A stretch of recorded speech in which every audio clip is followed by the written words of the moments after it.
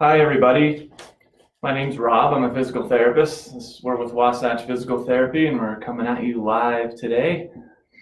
We wanted to think of ways to reach out a little bit more and stay in touch with you guys.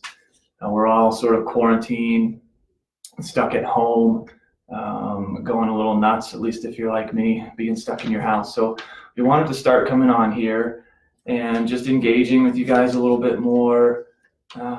Interacting with you, connecting, because that's the part that we enjoy the most, and hopefully give you something to do, something to think about that's not the coronavirus, really. So we sent out a survey a couple weeks ago or a week ago, what you guys wanted to hear us talk about, what you want to learn the most about, and posture, back pain, that was the biggest one, so that's what we're going to start with. So as you guys come on, I'll try to keep an eye on the corner of the screen there, but if you're on here live, just put in live, or if you're on the replay watching it, put in replay, just so I can have an idea who's here. And the more interactive this can be, the better. It doesn't matter when you're watching it. If you have questions, comments, concerns, just type away. Okay, this is the time for you guys to get your questions answered, to learn, and just to engage with us a little bit here. Okay, so like I said before, we're just going to talk about posture and how it relates to our back pain. Okay, we're going to sort of separate the fact, the fiction, unpack that a little bit. Everybody has been told pretty much our whole lives that you need to sit up straight. Hi, Danielle. I see Danielle's on here. But why have we been told that we need to do that? Okay, is that legit? Is that something that we really need to do? Does it really cause our back pain, or is it just something that people tell us? Every medical provider you see, that's what they tell you. Or is it like when your mom tells you not to sit too close to the TV, your eyes will get crossed, or don't pick your nose, your finger will get stuck up there, something like that. Is that what posture is, really? So that's what I want to talk to you guys about today, because it's so common, because we're all sitting so much now, and you're probably wondering, I'm guessing that's why this was the most popular choice. So let's get to it. So let's talk a little bit about what's good posture, what's bad posture. So we all know what good posture is, because that's what everybody tells us to do, where you sit up real straight. I'll turn a little bit here. Your ears go over your shoulders line up with your hips. I hope I have good posture there. That's called plumb line posture. If you have a string coming down with a little weight on the end, it forms this perfect line, and that's what we're supposed to be, right? That's called what we consider good posture.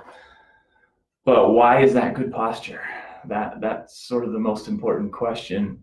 And what do we know about that? So I'll tell you the theory.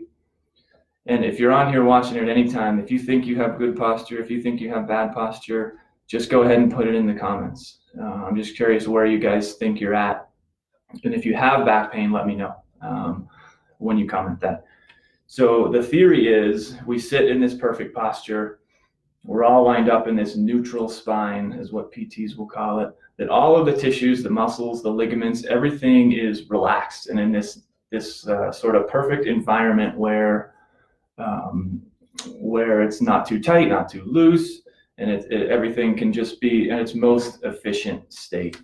Okay, so the theory being, if you sit really slouched, your muscles, ligaments, it all gets stretched and becomes more sensitive, more sensitized to feeling pain.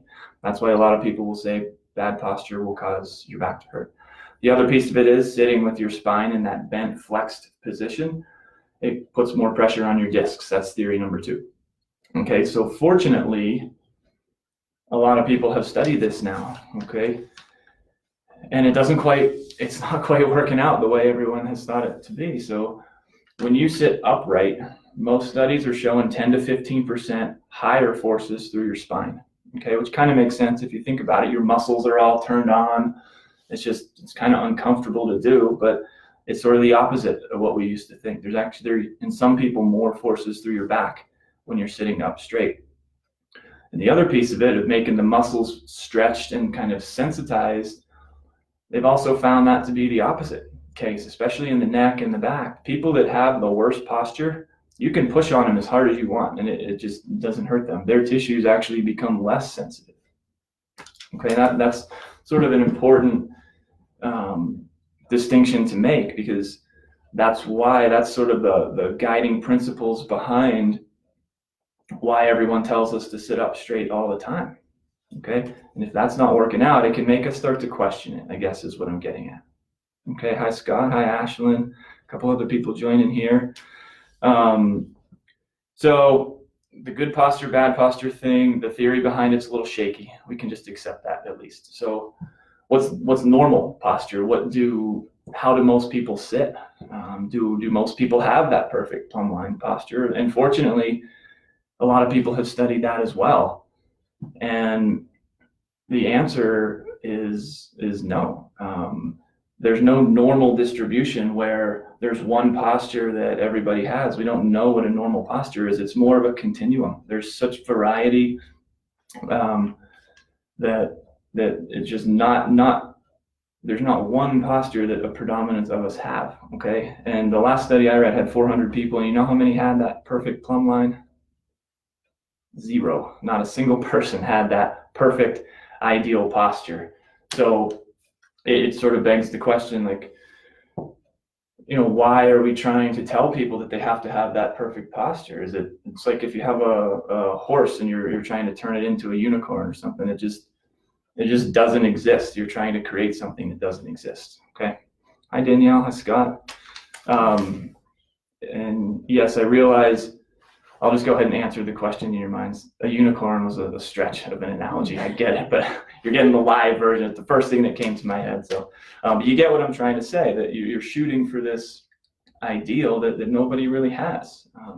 So we don't really know a lot what good posture, bad posture, this perfect ideal is. And the theory behind why we need to sit that way is a little bit shaky, okay? So the important question, if it doesn't make our tissues more sensitive or if it doesn't increase the forces in your back, does sitting all slouched like this, does that increase your risk for back pain? And if you're watching this now, if you're on the replay, if you do have back pain, let me know. Type back pain or something in the comments. I'll try to keep an eye on them and keep reading them. Does having that bad posture actually cause back pain? The short answer, again, I'm sorry to say for everyone who has been told that their whole lives, but no. The position of your spine when you sit doesn't correlate with your likelihood of getting back pain. What probably does is more just the fact that you're sitting. The exact position is probably much less important, okay? Now, there are caveats to that. Everybody is a little bit different, but for the most part, it's not quite, it's a little different than what you've been told, and what's still, even in PT school now, they still teach everybody to analyze posture and to correct it and fix it. But it kind of drives me nuts because that's not really what we're learning from the research and what we're learning from the science behind it. So I think we all need to adjust our thinking just a little bit more. And then, by the way, if you want to know more about what does cause back pain, put it in the comments. Reach out to us in any way, and we can maybe do another live or something like this on that specifically, if that's something that enough people have interest in. So just let us know. So the caveat to that would be, let's say you have back pain right now. Does changing your posture improve that pain? That's kind of a different story. And in some cases, the answer to that is yes. So if you have back pain, I've had an episode of back pain where for about a month, I couldn't be in my car unless I had something behind my back that forced me up straight like that, because it made me feel better. So in that case, the answer would be, yeah, change your posture, because it feels better to do so. Change it for symptom relief and in the short term, okay? You don't have to be thinking about fixing your posture in the long term. Does that make sense?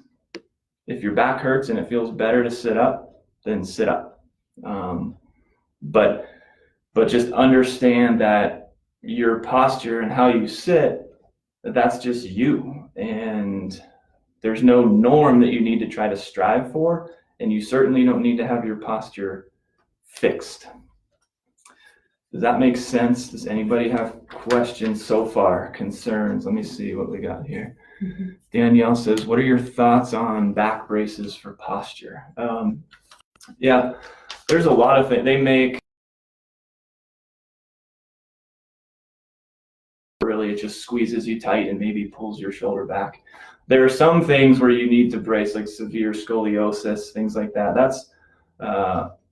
That's sort of a whole different animal. A brace for the average person, for the purpose of keeping you up straight. Again, if it's more of a symptom relief kind of thing, I'd be all for it.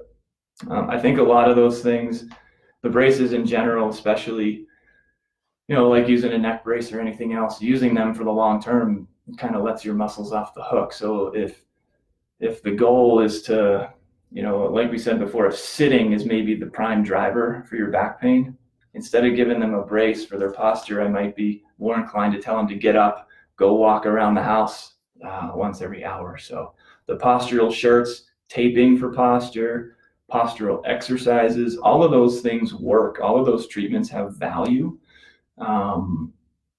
But I think it's probably not quite for the reasons that we think it does. The taping help, I use it all the time. I do postural exercises all the time, but the goal is it's turning on muscles and maybe creating a little different input. The posture shirts, the braces do the same thing, but they don't work because they fix someone's posture. Does that make sense? So that's my opinion. But all of those things have value. So if you have back pain, you're getting some treatments, you don't have to go to your provider and say, hey, this guy on Facebook Live said what you're doing is all garbage. That's not how it is. All of that stuff has merit to it. But we just have to be cautious in thinking about how we approach it. Ashton asked, what are some posture exercises? By posture exercises, that's sort of a loaded question, but what I mean is exercises that are designed to pull your shoulders back. You get that a lot for shoulder pain, or exercises designed to strengthen your back muscles. So those all can help back pain, but they won't fix your posture. In other words, if you did all of these exercises for 6 weeks, your back pain would probably feel better. And then if you took a picture of yourself before and after of how you sit at your computer, it's probably going to look just the same. They've done some studies on that. The postural exercises help, but they don't actually create long-term change in your posture. Some posture exercises specifically for the back pain, it's sort of hard to answer just in this format. I can reach out to you, Ashton, on Messenger. You can message us. It really is an individual thing. It just depends on how each person's sitting. If you Google postural exercises, you'll probably come up with some blanket set. But just like we said before, no two people sit with the same posture. So the exercise program has to be tailored for each person. Does that make sense? Any other questions so far that anybody has? Diana's on here. Hi, Diana. Brad, Kelly, Melissa. If you guys have any friends, family members who keep telling you to sit up straight, tag them, put their names in the comments. Anybody you think might be interested in hearing what we have to say, tag them, put them in the comments, and they can watch this video later on. So let me summarize sort of what we talked about. Good posture, bad posture, we don't really know what that means, okay? The perfect plumb line posture is like the unicorn, it doesn't really exist, okay? No position of your back when you're sitting is going to cause you back pain. Probably just the fact that you're sitting is what's going to cause you back pain, okay? If you do have back pain right now and it feels better to change your posture or sit up straighter like it did for me, then do it. But don't worry about thinking you need to fix your posture or sit up straight for the rest of your life and never slouch. I got one more question here. Dan says, does posture have to do more with back strength or core strength? That is a fantastic question. It sort of depends, I guess, on how you would define those two things. So I guess technically your back is a part of your core. It depends on who you ask and how you look at it. The abs, the obliques, the hip, the pelvic muscles, the pelvic floor, for some people, those all work together. So I think it's more about the balance that you have working with all of those muscles and how they interact together versus the strength of a certain group of muscles. Strength is important more for our legs and arms, meaning what is the most amount of force you can put. Like if you have to lift heavy things, you need to have strong shoulders. If you are an athlete, you need to have strong quads. Our back is a little bit different. It's not very often that we have to lift heavy things using those muscles. And you might be thinking picking stuff up from the floor, lifting a kid out of the crib. We actually want to teach other muscles to be strong doing that. And the back muscles, along with the core, the abdominals, to be working together to create support. Does that make sense? So the back muscles often get overlooked. If you Google core exercises, it's going to be planks, crunches, twists, oblique stuff, a lot less for the back. So for your question, Diana, I think it gets overlooked quite a bit. I think it's hugely important. It should be a big part of anything. But like anything, we've got to have balance. Other questions coming in? Any other concerns? Anything else you guys want to know about related to posture, back pain? If you're watching it on the replay, comment anytime. I promise we'll follow up with you guys. Whatever else you want us to come on and talk about, reach out to us. Put them in the comments, messenger, call, email, however you want to get in touch with us. Do it. We're going to try to do these regularly, and we want to know what you guys want to know. That way it's more helpful for you. So if you want to get more specific, if you have any other questions that I can answer for you directly, especially about this stuff, back pain and posture, feel free to reach out, okay? Anytime. Wait, one more thing coming in. T. Cole says, I had a spinal tap years ago when I had my daughter. Lower back pain. The experience is crazy. What can I do to strengthen my low back and not be in so much pain? Yeah, that's another great question. Another one that is hard to answer. When you're having a lot of pain, sometimes starting with the strengthening stuff isn't necessarily the best way to go. You do exercises that hurt your back, and that pain then inhibits the muscles even more.